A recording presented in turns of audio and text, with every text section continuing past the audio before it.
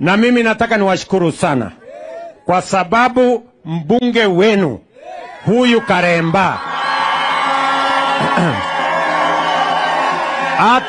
hata ingawaje nyinyi mnanielewa, lakini tafadhali mumwambie anipeleke polepole. Ananisukuma kunisukuma, ananiendesha kama gari ya miraa. Nyinyi mnaelewa vile gari ya miraa inaendeshwa na ile mbio yote ile?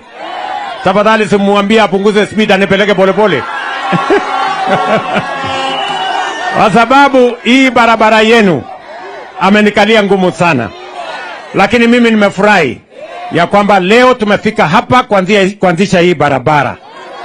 Vile vile mimi nataka niwatangazie watu wa Runyenjes, huyu mama wenu wa county, mama Cecily Mbarire, gavana wetu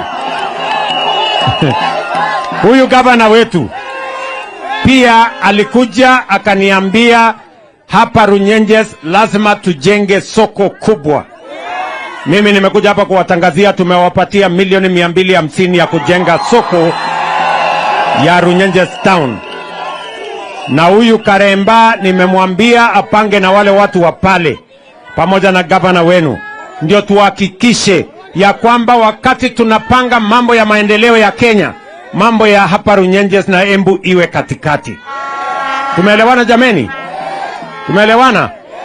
Mbali na kujenga soko kubwa kule Embu town, ambaye tayari nimemobilize contractor na mimi nitakuja huko Embu town, si ndio? Tumekubaliana na viongozi wenu ya kwamba tukikuja kule tutakuja Manyata, tukuje tupange mambo ya soko na mambo yale mengine ya kule. Lakini leo mimi vile vile nimefika hapa kwa mambo ya stima. Mimi najua wananchi wengi hawajafikishiwa stima makwao, si ni kweli? Hata ule mama anasema kwake hajafika stima.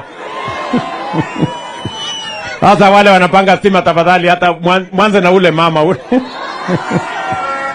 So kama serikali tumewapatia watu wa Embu milioni 500 ya kuunganisha watu 5,000 wapya mambo ya stima hapa Embu County. Na hiyo program nimekuja